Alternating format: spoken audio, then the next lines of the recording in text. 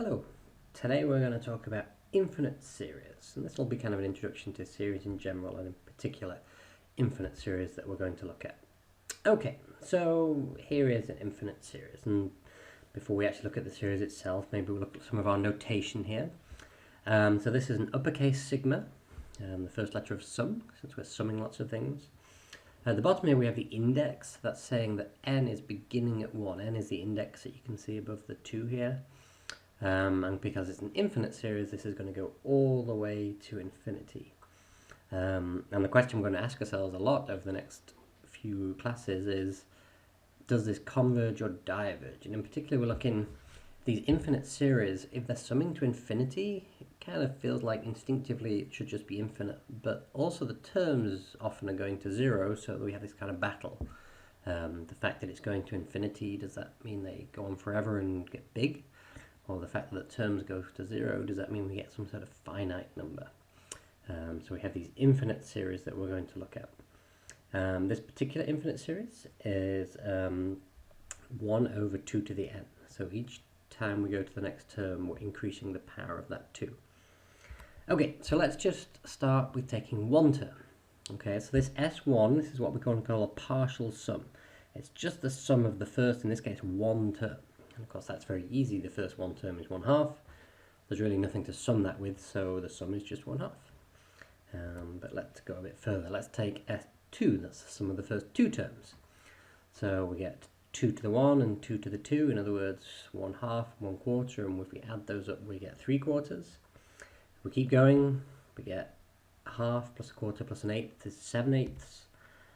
Another one there, 15/16, and if we go one further we get 31 over 32. So, well, we might have some sense of what this is heading towards. What about if we take the infinite sum, the sum of the entire infinite series? What might we think that would be? Well, the first term was 1/2, then 3/4, 7/8, 15/16, 31 over 32. Hopefully you can see these terms look like they're getting closer and closer to the denominator and the numerator being the same, and so perhaps, and this isn't really a proof at this point, but it kind of looks like the sum of this infinite series is 1. And we'll see later on that hopefully that really is true. Okay, so let's send some definitions. Okay, so the sum from n equals 1 to n of an is an infinite series. We sometimes drop the infinite if it's clear what it is, but it is an infinite series. What we just saw with these Sn, so the S1, S2, S3 we saw and we just saw, and those are the partial sums. And we're going to take those partial sums and think of those as a sequence, just like we saw last time. So in our previous example we had 1/2 and 3/4 and 7/8. That is a sequence of the partial sums of that series. And if that sequence, so we talked about sequences converging or diverging, if that sequence of partial sums converges to some value L, then we can say that the sum converges to L, and we can write this sum from n equals 1 to infinity of an equals L. If that sequence diverges, however, then the series diverges. And again, just a reminder, diverges, it's instinctively we sometimes think that means goes to infinity, but it didn't necessarily be the case. It just means doesn't converge. That's all diverges means. Okay, so what diverges? Let's take the sum from n equals 1 to infinity of n. Well, does that diverge? Let's think about what that does. Well, it's just a sum 1, 2, 3, 4, 5. And hopefully it's pretty obvious that that's going to diverge. We're summing these numbers as they go on forever, they're getting bigger, and we're summing to infinity. So hopefully it's fairly obvious that that in fact diverges. What about this one? This is a little harder. Cosine n, cosine 1 plus cosine 2 plus cosine 3. Well, still that's just going to be keeping adding small numbers, and maybe negative small numbers forever and ever and ever. So that's also going to diverge. And we'll see in just a second how we can more formally talk about that. And then what about this one? Sum from n equals 1 to infinity of 1 over n. Well, we're going to sum, it'll be 1 plus 1/2 plus 1/3 plus 1/4. The terms are certainly getting smaller. So does that converge or diverge? Well, I don't know. Maybe we'll see that in just a second. But I think maybe we'll need a formula or a theorem to help us test for this. So this is the nth term test for convergence. What this says is if we take the sum of the ANs, if that converges, then the limit of those terms must go to 0. Okay, and it's important to think about what the contrapositive of that is. Okay, so the first term, the contrapositive of the first term is the second term. Quick reminder of the contrapositive. If A implies B, the contrapositive says that not B implies not A. And if the original theorem is true, the second theorem has to be true as well. So the contrapositive in this case says that if the limit of the terms does not go to 0, then the series diverges. So I'll just repeat that. If the terms don't go to 0, then the series must diverge. So if we take the example here, if we take the sum for n equals 1 to infinity of n, clearly the terms here don't go to 0. In fact, they're getting bigger and bigger. And so the terms don't go to 0, then the series diverges. And we can also apply that here. Okay, the terms don't go to 0. Cosine n just keeps going up and down forever. So the series must diverge. But what about this? Here, the terms do go to 0. In fact, as n gets bigger and bigger and bigger, it's really true that the terms go to 0. But we have to be very careful. Then our instincts take over and say, oh, well, then the series converges. But that's not true. That would be the converse of this statement. Okay, remember the converse is just flipping these two. But the converse of this statement, that the limit goes to 0 means that the sum converges, is not necessarily true. It might be, but it's not necessarily true. Converses aren't always true. So in fact, this nth term test for convergence doesn't help us here. Okay, it just says it has a chance to converge. It doesn't mean that it does. Well, so does it converge? Let's try and think about it. Okay, here's lots of terms. Here's the first 16 terms of this particular series. Yikes, don't quite know what to do that. Let's squish it down a bit. Okay, so the first term is 1, the second term is 1/2, and I'm going to claim that 1/2 equals 1/2. Okay, that doesn't seem very hard. But now I'm going to claim that the next two terms after that, the 1/3 and the 1/4, if we sum them, then that's more than 1/2. And you think about why that is. Well, if 1/3 is more than a quarter, and we have something more than a quarter plus a quarter, that must be more than a half. So the sum of these two terms is more than a half. We can also apply that logic to the 1/5 plus 1/6 plus 1/7 plus 1/8, the next four terms there.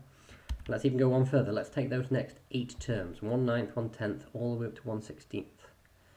Okay, well, we know that 1/9 is greater than 1/16. We know that 1/10 is greater than 1/16, and so on and so on and so on.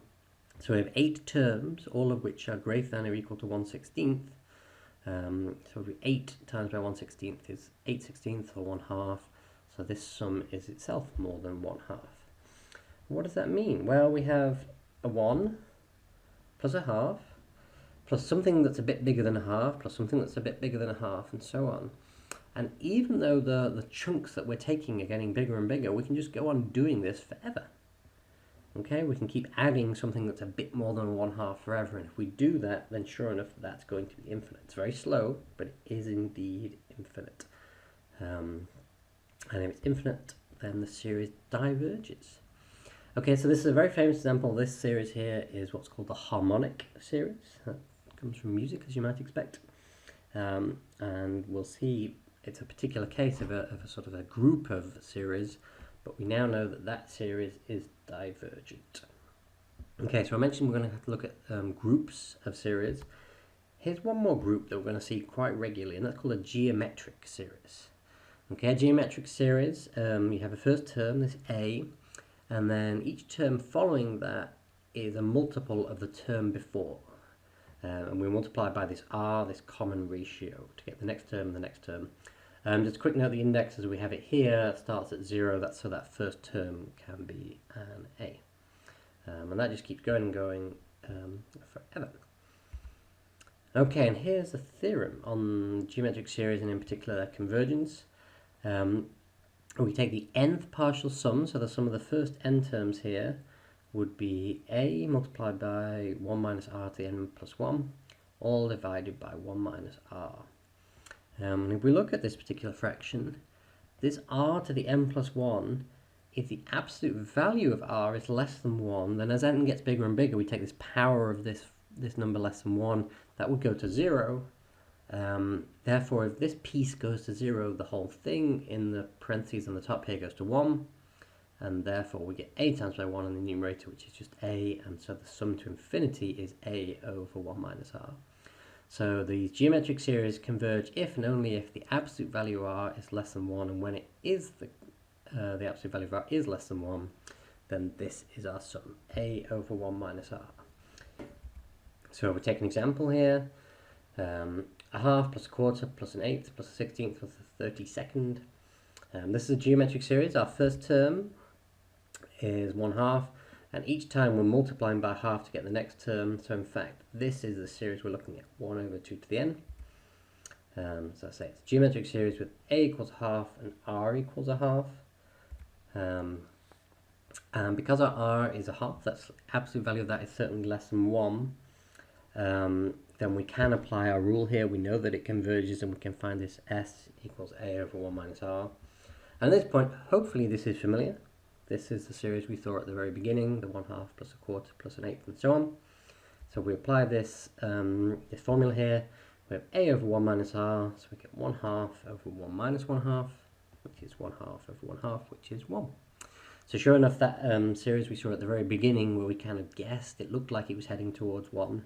Now we have the techniques and the tools to prove that that really is true. It's a geometric series, and its sum is 1. Okay, we'll just take one more example. This is also a geometric series. It's easy to see that the first term is 3, because you can just look at the first term. And then we have to think about what do we multiply by to get the next term each time. You'll notice as this goes minus, and so on. So in fact, we're multiplying by a negative, and of course, to get from 3 to negative 6, we have to multiply by negative 2. And the same applies to get from negative 6 to 12, multiply by negative 2, and so on and so on. So our first term is 3, our common ratio, our r, is negative 2, and this is a geometric series. We can find the sum of the first few terms of this, but the r in this case, the absolute value of r, I guess, is greater than 1, so the series is divergent. Okay, so we've seen a couple of examples. We've seen a harmonic series, and we've seen geometric series. We'll see a lot more series as we're going along. But these are just some of the tools we know to look at to decide whether these series are convergent or divergent.